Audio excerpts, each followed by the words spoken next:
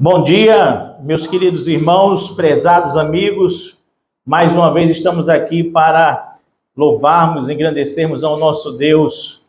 Que bom a gente poder ter essa possibilidade de a cada domingo estarmos aqui juntos para refletirmos, pensarmos, analisarmos uma palavra de Deus, um trecho da Bíblia, para que a gente possa ter gás o suficiente para enfrentar a semana, os desafios da vida, os problemas e as dificuldades que a gente tem no nosso dia a dia. Sem mais delongas, porque eu sei que a nossa reflexão hoje pode ser um tanto quanto mais longa, eu quero começar. E quero começar exatamente... Está congelado? Será que está congelado, dona Josi?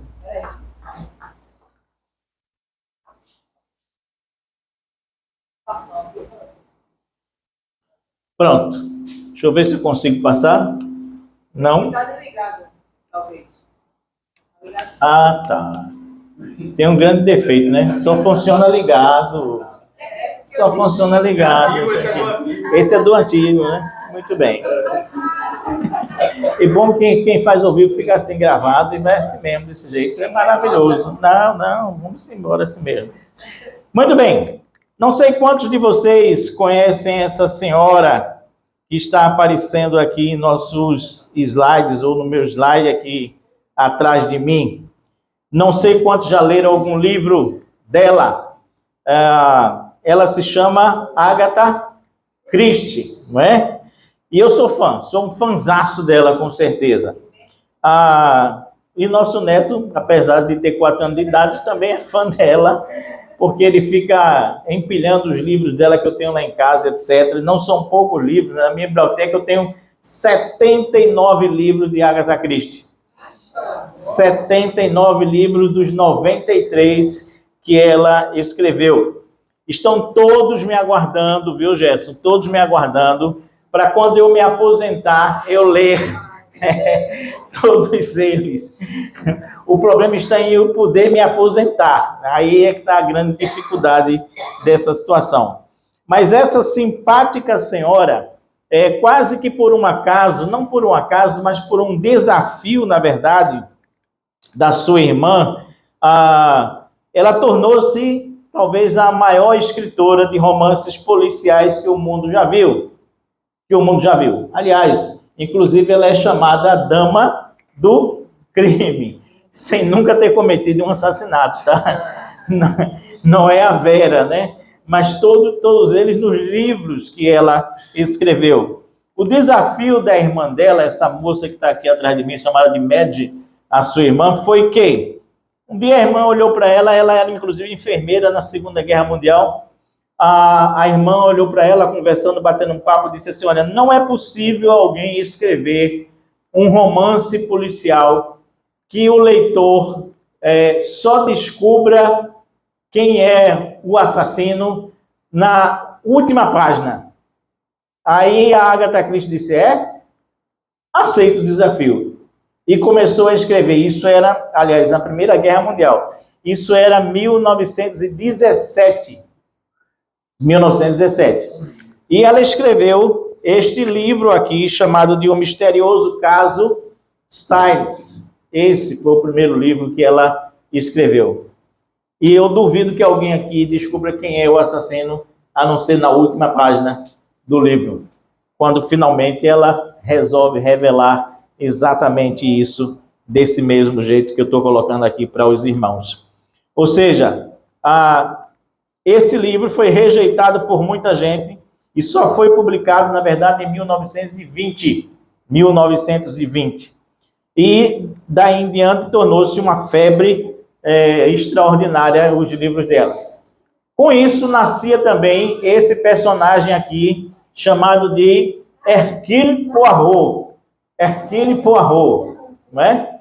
Brilhantemente interpretado no cinema por um ator chamado Pete Ustinov, que protagonizou vários filmes com base nos romances dela. Alguns livros dela muito famosos são esses aqui que eu vou colocar para os irmãos. Misterioso caso de Stiles, o assassinato no Orient Express, está aqui também. Os crimes ABC, está aqui também. Eu vou logo avisando para os irmãos, não me peçam os livros emprestados. Eu não empresto. Eu não empresto porque, por exemplo, um dos melhores livros que ela tem se chama O Caso dos 10 Negrinhos. E eu emprestei, eu não sei a quem, e ninguém me devolveu. Né? Até agora ninguém me devolveu esse meu livro que está em algum lugar por aí. Alguns outros livros dela, como esse daqui, não é? O Assassinato de Roger Ackroyd. Esse aqui chamado A Ratoeira, que é uma peça. Uma peça, na verdade, não é um romance, é uma peça. Pasme vocês, essa peça aqui, ela já tem mais de 25 mil apresentações. Você sabe o que isso quer dizer? Isso quer dizer que desde 1952, salvo engano, quando essa peça foi encenada pela primeira vez, até hoje ela não saiu de cartaz. Desde 1952. Então você vai, na Inglaterra, você vai encontrar teatros que ainda estão produzindo, né? E fazendo com que essa peça ainda aconteça. Não existe uma outra peça no mundo igual a essa. Você tem, por exemplo, esse outro aqui, né? É fácil matar. É fácil matar, tá? Um dos mais interessantes que a gente tem se chama de Caio Pano. Esse aqui é o último livro que ela escreveu. É a última história do Hercule Poirot. Caio Pano. Mas eu gosto muito desse título aqui também. Assassinato na casa do pastor.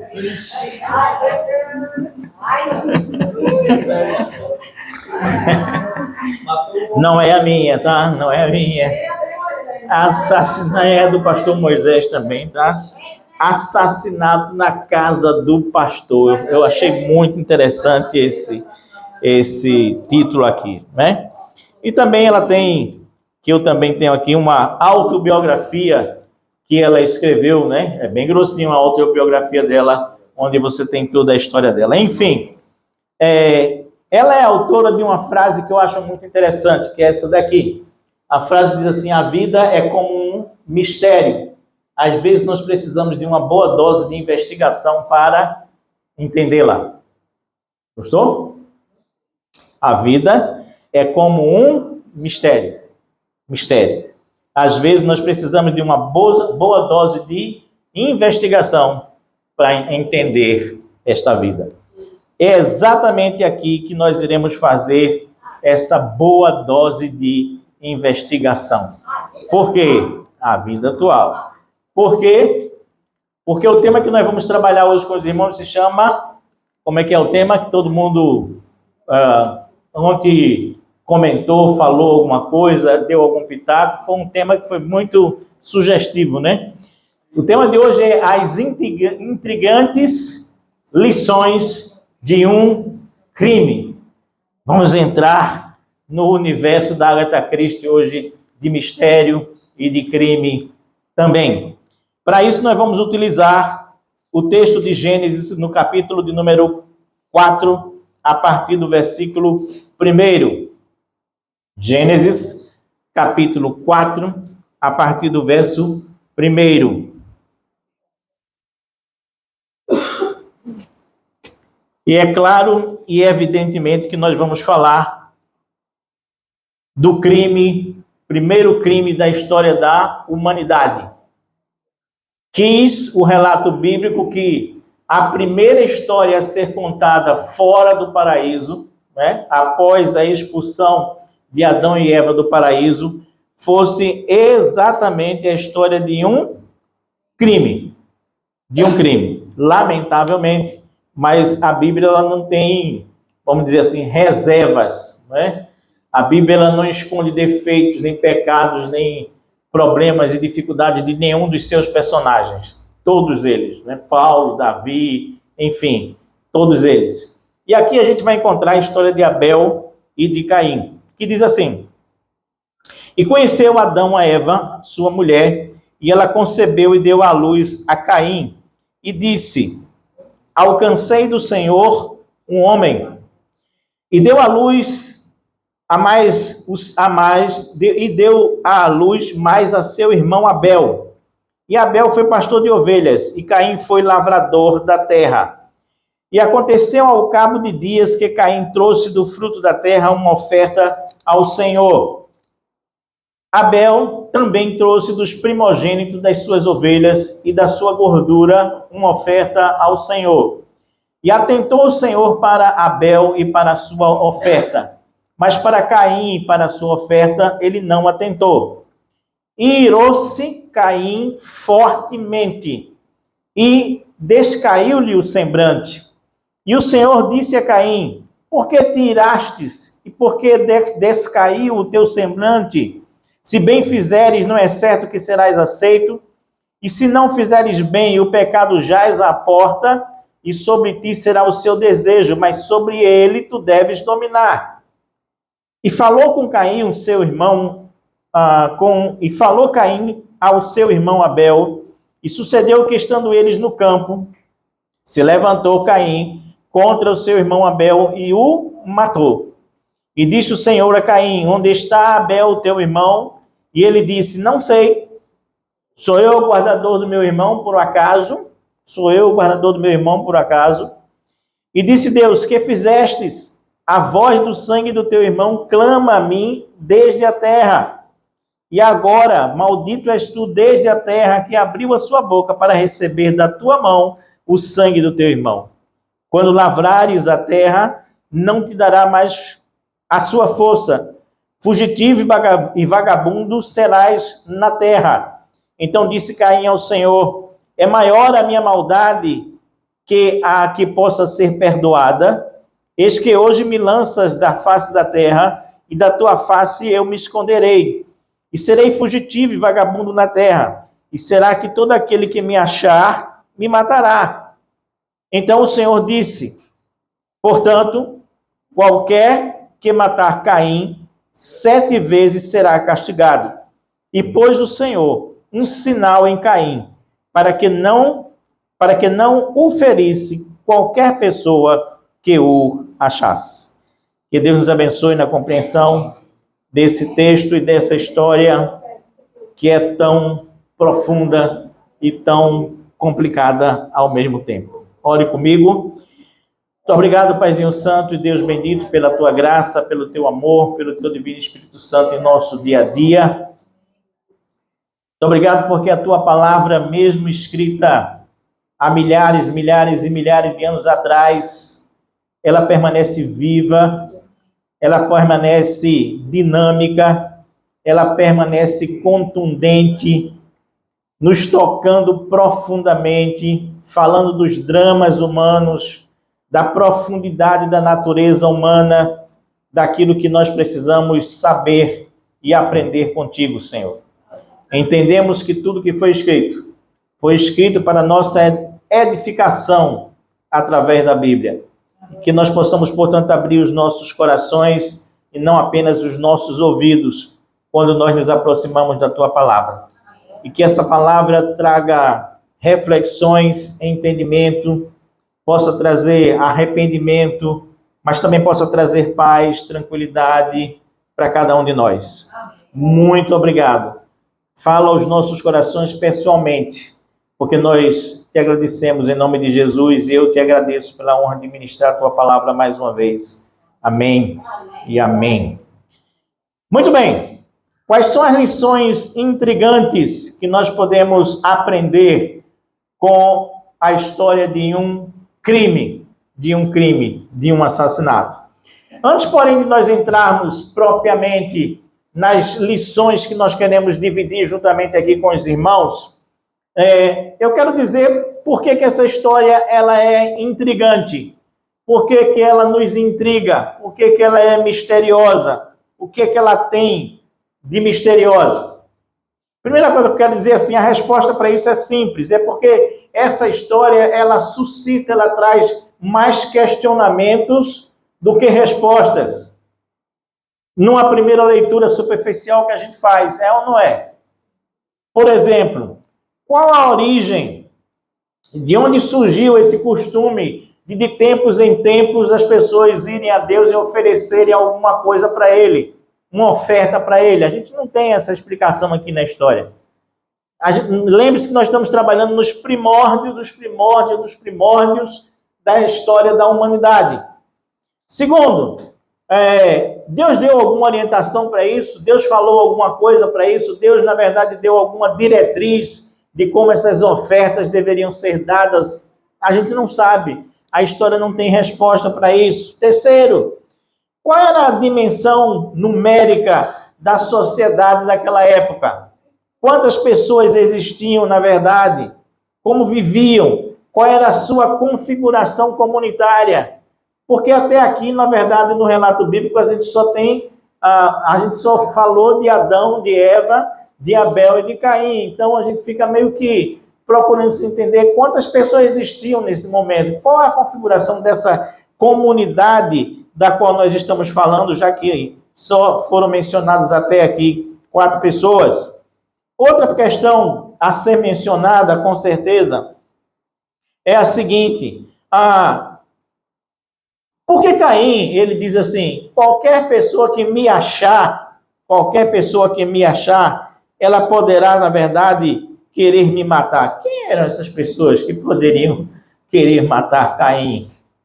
E a outra pergunta, clara e evidentemente, que é exatamente a pergunta que a gente diz assim, e essa mulher de Caim, de onde veio? Como surgiu? De onde apareceu? E etc. Você está entendendo o que eu estou dizendo para vocês aqui? Eu estou dizendo que essas questões, na verdade, suscitam na gente muito mais questionamentos do que propriamente respostas que a gente teria normalmente. Agora, é preciso entender que esse relato bíblico que nós estamos tendo aqui agora, ele não se refere ele não pretende, na verdade, ser um tratado a respeito dos primórdios da história da humanidade. A ideia aqui não é que o autor bíblico venha matar a nossa curiosidade sobre pormenores, detalhes. Imagine, né? As pessoas vivendo naquela época, passando de tradição oral em tradição oral essas histórias. Então, a ideia não era aqui, na verdade, se falar a respeito de maneira pormenorizada, quem veio de onde, quem veio de quê, fazendo o quê, não sei o que. Aí tem algumas ideias, né? Que as mulheres não eram computadas, que Adão e Eva poderiam ter outras filhas, dentre essas filhas, alguém foi a mulher de Caim, e assim por diante. Mas a ideia não é essa. O cerne dessa história, e aí a gente precisa se ater nisso, o miolo dessa história, a essência dessa história é falar de relações humanas. Sacou? Entendeu?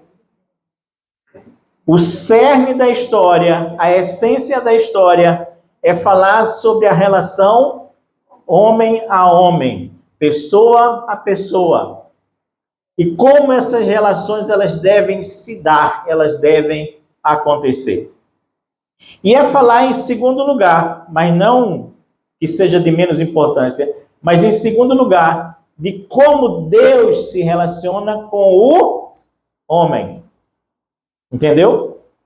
Essa história foi escrita para falar da relação entre homem e homem e da relação entre Deus e homem e Deus. Sacou? Deu para entender agora? Enfim, então, vamos nos ater exatamente a isso.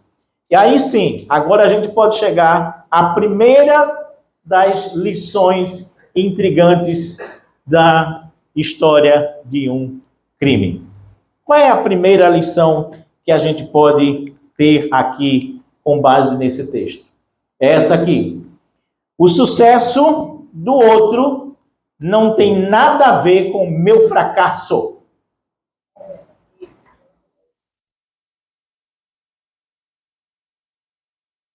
Captou a mensagem? Entendeu direitinho? Se a gente memorizar isso, entender isso, já vai nos ajudar muitíssimo a aprender a lidar com outro ser humano na sociedade em que nós vivemos hoje, em pleno século XX. Porque o que se viu para aquela época primordial também serve para os dias de hoje. E aí eu posso dizer para você com toda certeza, o sucesso do outro não tem nada a ver com o meu fracasso. O texto bíblico começa dizendo: o Senhor aceitou Abel e a sua oferta, e não aceitou a Caim e sua oferta, e Caim se enfureceu e ficou transtornado.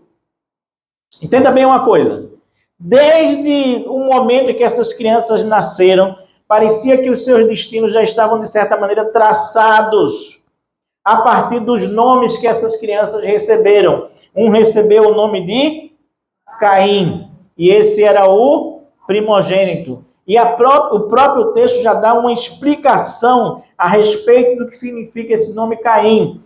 Porque logo após ter esse primeiro filho, Eva diz o quê? O que é que está escrito aí? Como eu sempre digo, vamos prestar atenção no que a gente lê na Bíblia. O que é que está escrito? Com a ajuda do Senhor, eu tive um filho. Ou o nome Caim quer dizer, na verdade, aquisição. Com a ajuda do Senhor, eu adquiri um filho. Esse foi o filho adquirido, amado, buscado, aguardado, primogênito. É como se ela dissesse assim: foi minha porção que o Senhor me deu. Já o segundo filho, o nome dele é Abel. Você sabe o que é que significa o nome Abel no hebraico? Fôlego. Sopro, respiração. Na verdade, a Bíblia LTT, ela tem uma tradução que é muito interessante. Ela diz: coisa de nenhum valor. Coisa de nenhum valor. O que é um sopro? Nada. Acabou. O que é um fôlego? O que é uma respiração? Logo, o nome Abel significa um quase nada. Algo que é de pouco valor. Algo que não tem significação. Só que, entenda bem aqui a história. Enquanto um é o primogênito, o adquirido, a aquisição, o cara, o outro, não quase nada. Eva diz alguma coisa a respeito de Abel quando ele nasce, depois adquirir do Senhor um segundo varão? Não. Ela é como se assim. E teve o segundo filho. Um sopro. Um sopro. Mais nada além disso. Está entendendo o que eu estou lhe dizendo? Só que, no tempo de ofertar, no tempo de prestar um atributo a Deus, a situação se inverte completamente. Por quê? Esse menino que é um sopro, um quase nada, pouquíssima coisa, ele faz uma oferta com muito mais dedicação, com muito mais esmero, com muito mais excelência, porque ele dá duas coisas que, na verdade, o Caim não deu. Veja bem, quando a Agatha Christie diz que a gente tem que investigar, ela está dizendo assim que a gente precisa prestar atenção, está entendendo? Preste atenção no que a Bíblia registra, no que a Bíblia escreve, no que a Bíblia diz. A Bíblia diz que Caim deu o quê? Uma oferta de parte da sua colheita. Ponto. Mas a Bíblia diz que Abel, ele deu o quê? Dos seus primogênitos, das suas primícias. E acrescenta que ele deu da gordura. Ou seja, essa expressão dada da gordura significa que ele deu da melhor parte que tinha no seu rebanho. E o problema aqui não é que uma oferta era de animais e outra oferta era de frutas, vegetais e etc. Não era esse o problema. O problema era das primícias e do melhor que se tinha. Coisa que Caim não fez. Mas Abel fez. Então, a situação de ser de excelência foi do quase nada. Daquele que entre aspas, valia pouco e não muito, de jeito nenhum. Logo, o texto diz que Deus volta o seu rosto, ou atenta, ou sorrir, pode ser qualquer uma dessas traduções, para a oferta de Abel, mas não para a de Caim. Assim sendo, o primogênito, aquele indivíduo que devia ser cheio de si a essa altura dos acontecimentos, ele fica com seu orgulho ferido, porque pela sua própria incompetência, ele não tinha se esmerado na oferta dele. Ele deu o que ele quis dar. Foi lá, pegou, colheu alguma coisa e deu simplesmente como oferta. Logo, evidentemente que a atenção do Senhor, ela se volta para Abel e não para Caim. E aquele que estava destinado a ser o primeiro da turma, fica enfurecido. Porque isso, ele não estava acostumado com isso de jeito nenhum. Está entendendo o que eu estou lhe dizendo agora? Então, mas aí Deus olha para a cara dele e diz assim, por que você está tão irado? Por que o seu semblante caiu? E veja a explicação que Deus vai dar para ainda colaborar com o que nós estamos dizendo aqui. Deus olha para ele e diz assim, se você agir certo, certamente você será aceito, tanto quanto Abel foi. Veja bem, Deus diz assim, se você se esforçar um pouquinho mais, você vai vencer Abel da próxima vez. Deus diz isso? Deus diz que para um ganhar, o outro tinha que perder? Não, de jeito nenhum. Só que, na verdade, ele fica muitíssimo aborrecido com o sucesso do outro. E não olha, não foca no seu modo de agir, que estava totalmente errado. Moisés disse ainda há pouco que, na verdade, o cristianismo não é uma religião, mas ele é um modo de ser. Entendeu? Ninguém está numa competição.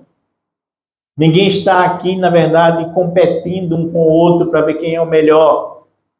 Nós estamos aqui para cada um de nós dar o melhor de si. O seu melhor é diferente do meu, o meu é diferente do seu, o seu é diferente do dele, e assim sucessivamente. Mas cada um de nós precisa dar o melhor. Então, a primeira lição intrigante que nós aprendemos com esse texto é exatamente essa. É que o sucesso do outro não pode significar para mim o meu fracasso. Porque o meu sucesso ou o meu fracasso depende de mim mesmo. Agora pergunto e eu respondo vocês. Numa sociedade competitiva como a que nós vivemos hoje, é fácil ou é difícil a gente ter o complexo de Caim?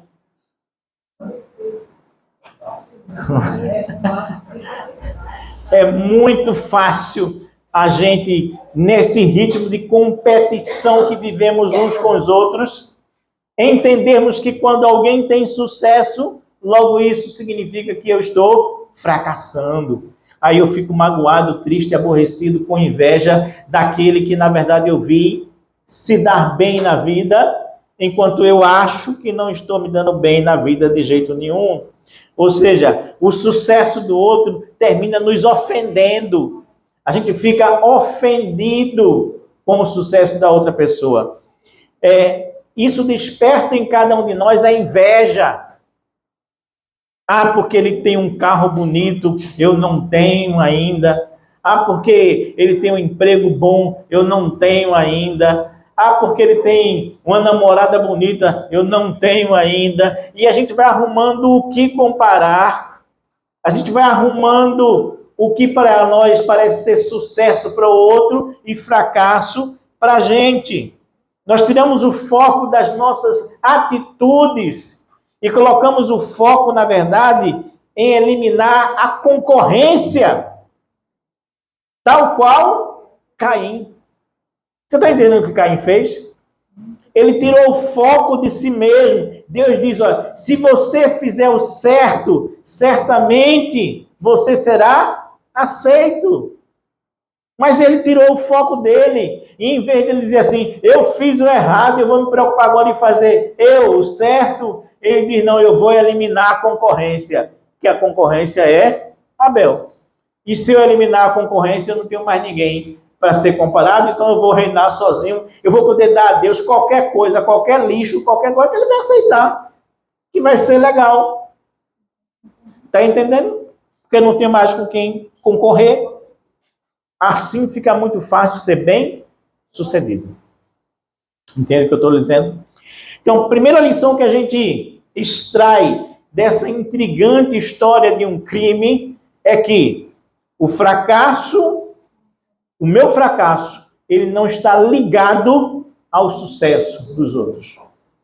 Ou o meu fracasso, ele não depende do sucesso dos outros. Esqueça isso, meu querido irmão, meu prezado amigo que me ouve nessa manhã. Pare de se comparar com qualquer pessoa, seja aquelas que você considera abaixo de você, seja aquelas que você considera no mesmo nível que você, seja aquelas que você considera acima de você. Isso não faz diferença, porque você tem que se preocupar com você mesmo. Segunda lição desse intrigante, dessa história de um crime, está aqui. A minha ira, ela não resolve os meus problemas. Ela o amplifica. Ela o aumenta. Está entendendo o que eu estou lhe dizendo? A minha ira, a minha raiva, o meu descontrole emocional, ele não resolve o meu problema, ele aumenta os meus problemas. Ele pode aumentar sistematicamente os meus problemas. O texto diz assim no versículo 5, mas para Caim e sua oferta Deus não atentou. E o texto diz assim, e preste bem atenção, nós estamos aqui como Agatha Christie hoje investigando, então cada palavra é importante. E irou-se Caim o quê? Fortemente. E decaiu-lhe o semblante. A versão NVI diz assim, a ira de Caim se acendeu e o seu semblante desfaleceu. Eu gosto desse jogo de palavras que eles fazem. Muito legal. A ira de Caim se acendeu por dentro e o rosto desfaleceu por fora. Foi um movimento inverso, um movimento contrário. Na verdade, no original hebraico, essa expressão é mais forte ainda, é mais pesada ainda. O texto no hebraico diz assim, Caim incendiou-se muito por dentro. É assim que está lá no hebraico. Caim incendiou-se muito por dentro. Ficou pegando fogo, cara. Peito queimando, cabeça saindo fumaça. Ficou irritadíssimo. Como é que eu perco para um quase nada? Como é que eu perco para um sopro? Como é que eu perco para esse... Na cabeça dele, ele tinha perdido a situação. Em outras palavras, ele deixou-se tomar completamente pela ira, pela sua fúria. As emoções tomaram conta dele completamente. Se dissipou, não se dissipou essa emoção. Essa emoção perdurou por vários dias. Ele não matou Abel de imediato, na frente do Senhor. Ele voltou-se e ficou se queimando por dentro, se incendiando por dentro, ruminando, alimentando o seu estado de espírito sombrio, até que teve a oportunidade de concretizar a violência, matando o irmão naquele instante. Em outras palavras, se fosse na linguagem da modernidade, ele teve um sequestro emocional. O que é um sequestro emocional? É quando a emoção ela toma conta do seu cérebro. É quando as suas emoções elas simplesmente aprisionam, algemam você. Aí você é sequestrado emocionalmente. Você se perde completamente. A emoção toma conta do seu cérebro. Você é algemado e não tem o que fazer. Você não consegue, na verdade, nessa hora, se desfazer dos pensamentos ruins, dos pensamentos de vingança, de violência, de braveza que você está tendo. Alguém aqui já passou por isso?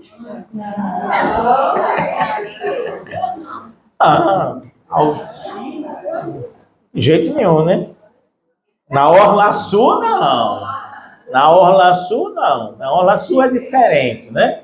Todo mundo zen, cabeça fria, tranquilo. Pode ser agredido, pode ser assim, ultrapassado no trânsito. Não tem problema nenhum. Nenhuma dificuldade. Nada. Eu sinto que eu estou jogando palavras ao vento aqui, ao ar. Ninguém aqui é desse nível. Deixa eu ver. Fato é que, implodido emocionalmente, por dentro, acontece a explosão de violência por fora. Está entendendo? A implosão é interna, a explosão ela é externa. E ele maquina e trama e leva o irmão a uma situação onde ele não podia se defender e termina matando este irmão. Ou seja, ao invés de solucionar o seu problema, ele criou mais problemas ainda. Ele criou problemas maiores ainda para a vida dele, de um jeito que ele não tinha nem ideia do que ele estava fazendo de verdade. Ou seja, a atitude aumenta, as consequências se tornam desastrosas para a vida dele. Que veja só quantas coisas ele perde. Deus olha para ele e diz assim, olha, a terra que bebeu o sangue do seu irmão, que você derramou, essa daí não mais dará colheitas a você com força, com vigor. Ou seja, você não terá mais a força da terra. Você não terá mais a devida colheita. E era disso que ele dependia. Segundo, de agora em diante você será um fugitivo, um vagabundo, como diz aqui a tradução. Alguém que vai perambular pela terra, que não vai ter um lugar específico para você ficar. Pior, em terceiro lugar, você nunca mais estará na minha presença. Nunca mais. Nunca mais. Você perde fonte de sustento. Você perde lugar de segurança. Você perde presença de Deus. Você está entendendo por que eu estou dizendo que essa lição aí é uma lição importante para a gente? É muito importante. A minha ira, ela não resolve os meus problemas. Aumenta-os. E por último, ainda tem uma outra consequência. Isso gera nele uma insegurança básica. Ele olha para Deus e diz, então quer dizer que qualquer pessoa que me achar, ela terminará me matando. Ou seja, ele viveria dali em diante com medo da própria sombra. Porque ele diz assim, qualquer um que me achar, eu vou ter que me esconder, eu vou ter que desaparecer, porque qualquer um que me achar vai me matar.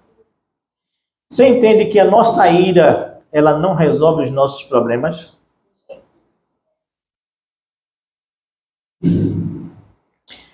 Se ele pensava que resolveria os seus problemas dando vazão à sua ira, foi constatado que, na verdade, ele multiplicou os seus problemas dando vazão à sua ira.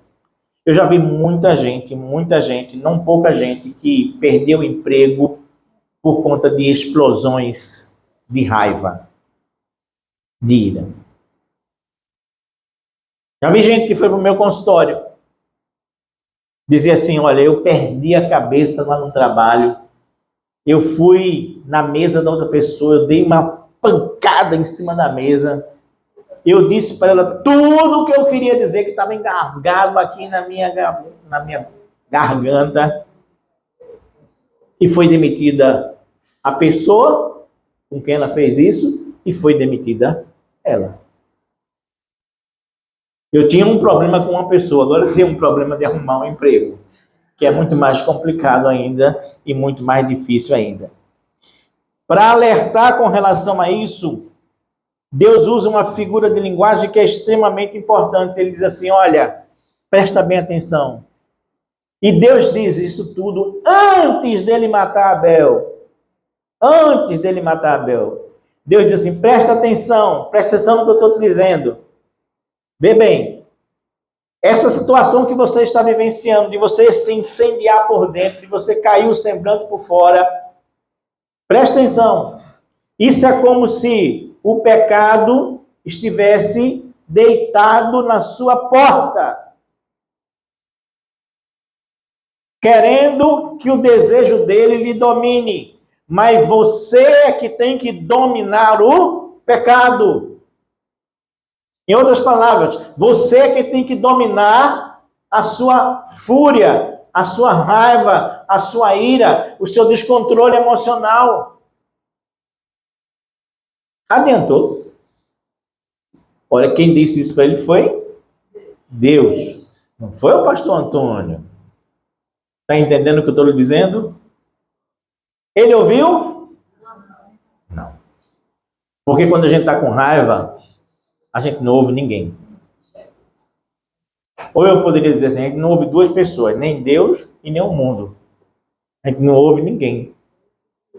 A gente só ouve o nosso próprio pensamento, a nossa própria vontade, a força da emoção que está dentro de nós querendo se exacerbar, sair e cumprir aquilo que é o seu desejo.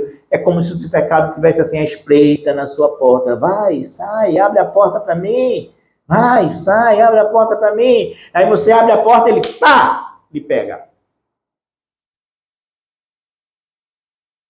Toda vez que você for sair de casa agora, de manhã cedo, olhe para a soleira da sua porta.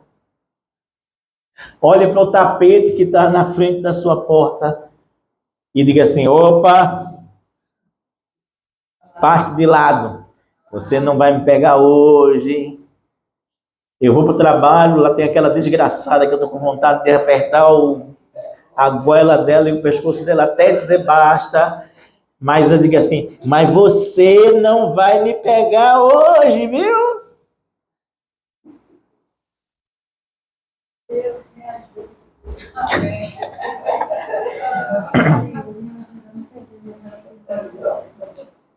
Ele ajuda. Vê bem. A pergunta é, você, eu, nós temos sucumbido à emoção? Nem sempre é a ira, viu? No caso de Caim foi a ira, mas nem sempre é a ira. Pode ser a ganância, o ciúme, a luxúria, a cobiça, a gula, as palavras. Pode ser qualquer uma dessas emoções que esteja nos espreitando na porta de casa, na hora que a gente vai sair para pegar uma carona com a gente e ir embora para a vida, desse jeito e dessa maneira. Ou às vezes, quando você abre a porta, ela entra e empurra você para dentro e explode dentro da sua casa também. Essa é outra possibilidade. Mas entenda, Deus está dizendo, olha, o pecado, ele está dormindo, deitadinho na sua porta. Mas você precisa dominá-lo. Terceira lição intrigante dessa história de um crime é esta aqui. E talvez essa seja a mais intrigante de todas elas. Porque eu acho que as duas primeiras, de certa maneira, são até óbvias. Mas a terceira não é tão óbvia assim. Ela diz assim: Deus vê a atitude, nós valorizamos o comportamento das pessoas. Deus vê a atitude. Nós, ao contrário, valorizamos o comportamento. O texto de Hebreus, capítulo 11, versículo 4, que é um capítulo que fala dos heróis da fé. Ele começa dizendo assim, que pela fé nós entendemos que o mundo e o universo foi criado por Deus. Mas em seguida ele vai dar o primeiro exemplo de um homem de fé. E ele diz assim: pela fé, Abel.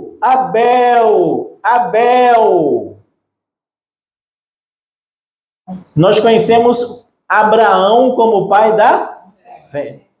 Mas o primeiro a ser citado no livro de Hebreus, capítulo 11, versículo 4, é Abel. Pela fé, Abel ofereceu a Deus maior sacrifício do que Caim, pelo qual alcançou testemunho de que era justo, dando Deus testemunho dos seus dons, e por ela, pela fé, Abel, depois de morto, ainda fala. Ô, glória! Eu tenho um morto falador. Tem um defunto que ainda está falando. E falando muito alto.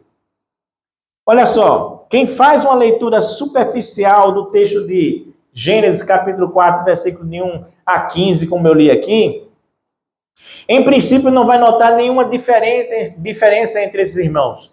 Vai até achar estranho e dizer assim: por que Deus aceitou de um e não aceitou do outro? Que discriminação é essa? Porque um foi de animal e o outro foi de legumes, verduras e frutas? É ou não é? Quem lê superficialmente essa história vai chegar a essa conclusão. Os dois são iguais, os dois foram no mesmo tempo, os dois ofereceram ofertas também do mesmo jeito, da mesma forma, da mesma maneira. Parece tudo igual, tudo tranquilo. Pronto.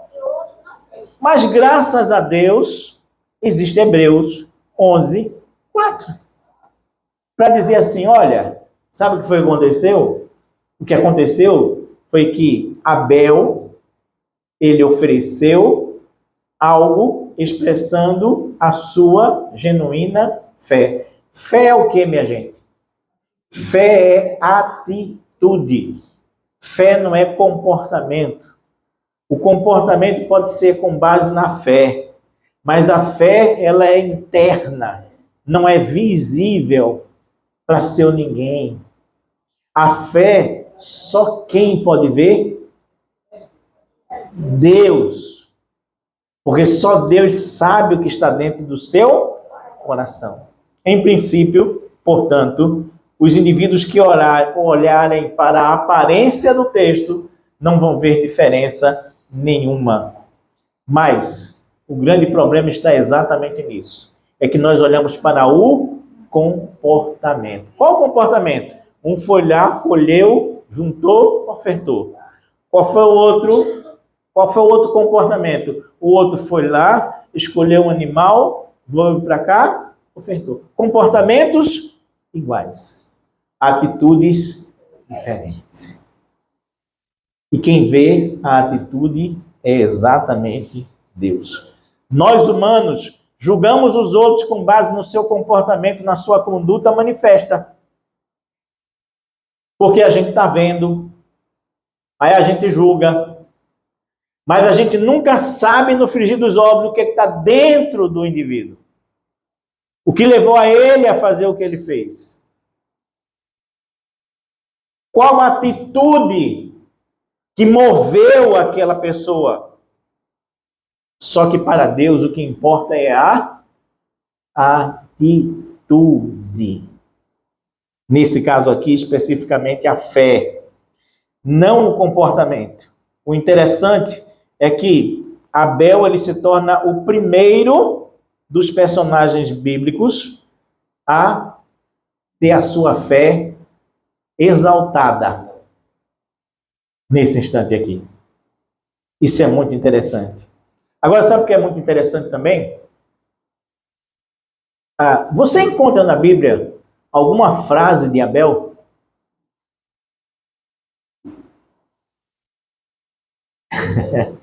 Você encontra na Bíblia algum discurso de Abel? Abel levantou-se, entregou a oferta e disse: "Oh, exaltado Senhor, Criador do universo, da terra e do céu", e não sei o que, não sei o que, não sei o que. Abel, um rolando lero. Você encontra na Bíblia uma palavra que Abel tenha dito?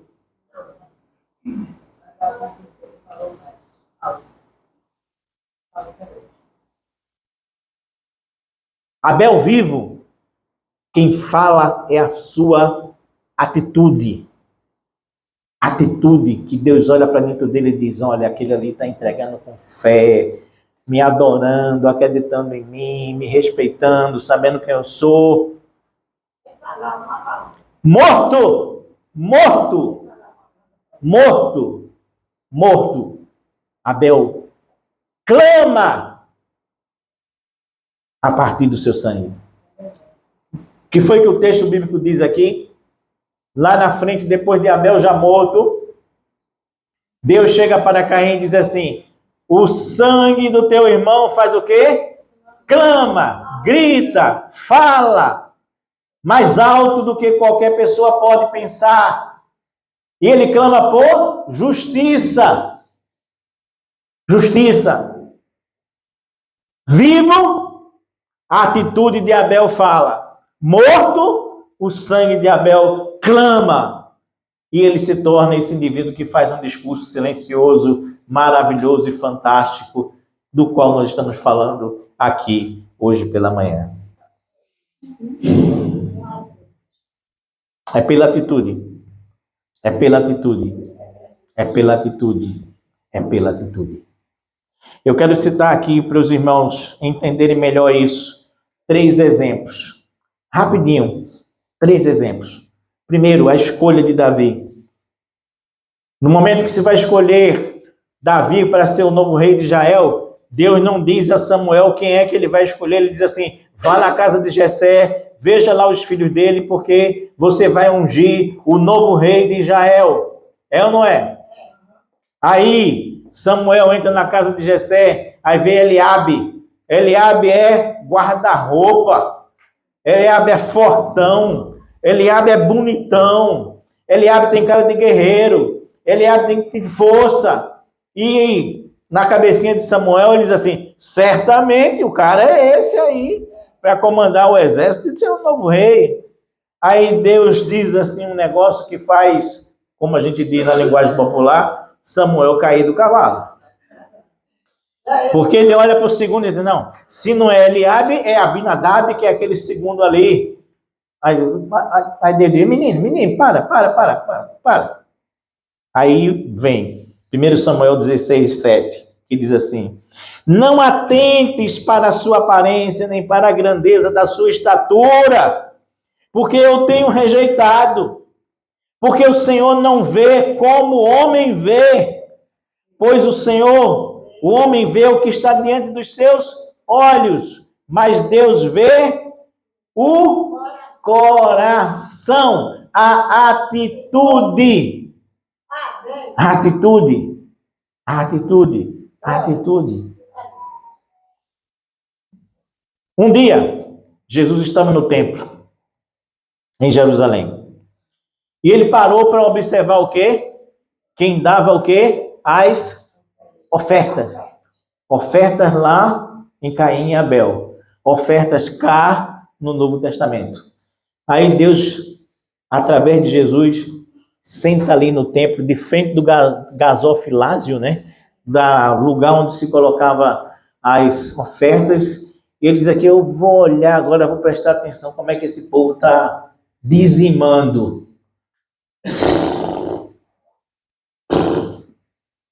Já pensou se ele senta aqui para ver como é que a gente está dizimando? Qual é a atitude do nosso coração?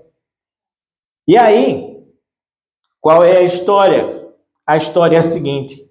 Jesus chega e diz assim, ó, vem cá, gente, vem cá. Eu acabei de ver uma coisa aqui que vocês não viram, com certeza, mas eu vi. E aí ele divide a história com os seus discípulos, ele diz assim, olha só, presta bem atenção, Lucas capítulo 21. Jesus olhou e viu os ricos colocando suas contribuições nas caixas de ofertas. E viu também uma viúva pobre colocar 2 pequenas moedas de cobre. E disse, eu lhes afirmo que esta viúva pobre colocou mais do que todos os outros juntos. Todos esses deram do que lhes sobrava, mas ela, da sua pobreza, deu tudo o que ela possuía para viver. Deus vê a atitude, não a oferta. Você está sacando, meu irmão? Que não tem como a gente enganar a Deus. Não tem como a gente burlar a situação. Não tem como a gente camuflar a atitude. Por isso que eu estou dizendo que a terceira lição dessa história intrigante é o fato de que Deus vê a atitude, enquanto nós valorizamos o comportamento. A terceira e última história é aquela que está registrada em Mateus 21, 28 a 31, que diz assim, presta bem atenção, um homem tinha 2 filhos, e dirigindo-se ao primeiro, ele disse, filho, vai trabalhar lá na vinha hoje? Ele, porém, respondeu e disse, não quero. Mas depois, se arrependendo, ele foi. E, dirigindo-se aquele homem ao segundo filho, ele disse, filho, uma coisa, vai trabalhar na vinha hoje? E o outro, de igual modo, respondeu, dizendo, eu vou, pai. Sim, senhor, eu vou. E não foi.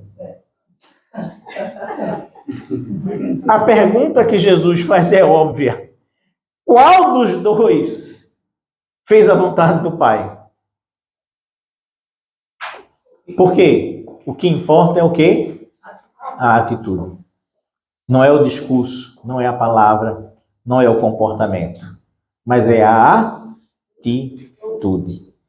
Para Deus, pesa muito mais a atitude do que o comportamento aparente. Vale mais o que está dentro do coração do que aquilo que se expressa no nosso rosto ou nas nossas palavras. Afinal, Atos 17, 24 e 25. O Deus que fez o mundo e tudo que nele há, sendo o Senhor do céu e da terra, ele não habita em templos feitos por mãos humanas, nem tampouco é servido por mãos de homens, como se necessitasse de qualquer coisa. Então, por isso, Deus não se impressiona com oferta. Deus se impressiona com atitude. É o que está dentro que importa, não é o que está fora que vai fazer a diferença, em nome de Jesus. Concluindo, a intrigante história do primeiro crime da humanidade não é um relato para matar a nossa curiosidade e responder os nossos questionamentos, as nossas perguntas. Não é, tá certo? De forma alguma. Mas, antes, porém, a gente tem que dizer como que num bom livro de Agatha Christie, todo crime tem uma motivação. Não é assim?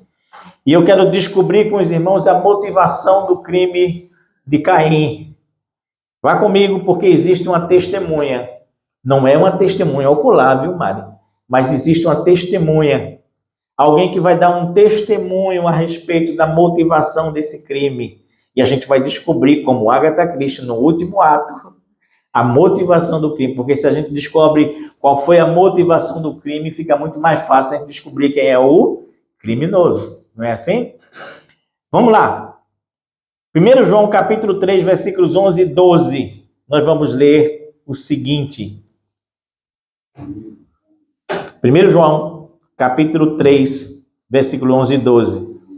O apóstolo João diz assim: porque esta é a mensagem que ouvistes desde o princípio, que nos amemos uns aos outros, não como Caim, que era do maligno e matou o seu irmão. E por que causa ele matou o seu irmão? Aí ele vai dizer a motivação. Ele vai dizer: porque as suas obras eram más, e a dos seus irmãos, a do seu irmão era justa. Justa. Justa. Está aí a motivação do crime. Porque Caim era do maligno, e suas obras eram más, e as obras dos seus irmãos eram justas, na verdade. Duas últimas lições para a gente finalizar, fechar completamente a nossa história hoje. A primeira delas é essa aqui. Deus, ele não aceita ofertas, ele aceita pessoas. Mais uma vez eu apelo para os irmãos prestarem atenção no texto, porque nós estamos numa investigação criminal. O que é que o texto diz? Lá em Gênesis, Deus atentou para Abel e sua oferta, e não atentou para Caim e sua oferta. Quem vem primeiro? As pessoas, não as ofertas. Porque o problema não vai estar nunca nas ofertas. O problema sempre vai estar nas pessoas que dão as ofertas. Entende o que eu estou lhe dizendo? É exatamente isso que nós temos aqui. A oferta, ela é secundária. A pessoa, ela é primária. A oferta está em mim, mas eu não estou necessariamente na oferta. Portanto, cada um de nós, preste bem atenção no que a gente está dando para Deus. Você está entendendo como isso chega em mim, em você, em cada um de nós? Preste bem atenção naquilo que nós estamos dando para Deus. A Bíblia diz assim: aquele que é fiel no pouco, Deus o colocará sobre o muito. No dia que eu pregar um sermão de quinta categoria aqui, porque eu não estou diante de um auditório de 1000 pessoas, isso não vai valer de nada. Agora, enquanto eu estiver aqui, fazendo um sermão para esse grupo que está aqui, como se fosse um grupo de 1000 pessoas, aí sim, Deus está vendo a minha atitude.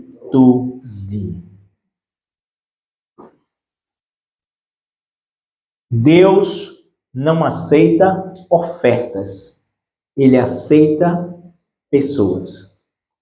Por último, última lição intrigante desse texto é exatamente esta aqui.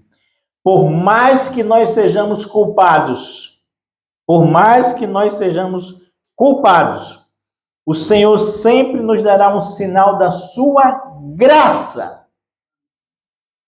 Por mais que a gente não preste, por mais que a gente seja odiento, por mais que a gente seja pecador, mesmo assim, Deus ainda vai continuar dando sinais da sua graça na minha vida, na sua vida, na vida de cada um de nós.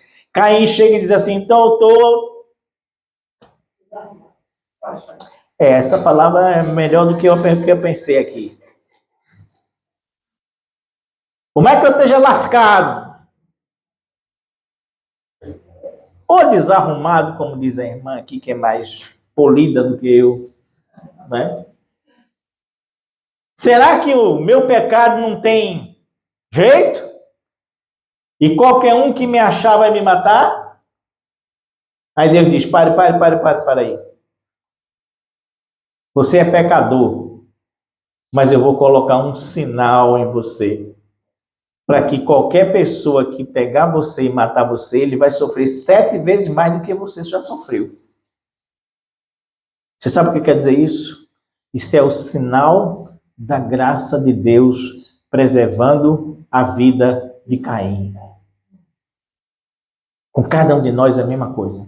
Por mais que a gente não preste, meu irmão, por mais que a gente peque, por mais que a gente erre, por mais que a gente seja esdrúxulo, difícil, complicado, por mais que a gente seja igual aos piores assassinos que a gente já conhece na vida, mesmo assim, olha, Deus olha para mim e para você com graça. E você sabe qual é o maior sinal da graça de Deus? Jesus Cristo. Amém. Ele e somente Ele é o maior sinal da graça de Deus, porque Ele veio para perdoar os meus pecados, os teus pecados, morreu no meu lugar e no teu lugar, cumprir aquilo que eu e você deveríamos, na verdade, cumprir. Mas o sinal da graça de Deus é a vinda de Jesus Cristo ao mundo para me salvar e lhe salvar no nome de Jesus. Amém. Dali em diante, nunca mais, o sinal da graça de Deus deixou de acompanhar Caim até o final da sua vida. Na minha vida, na sua vida, nunca mais o grande sinal da graça de Deus que se chama Jesus Cristo vai deixar de me acompanhar, de lhe acompanhar em toda a nossa vida, no nome de Jesus. Amém. Amém.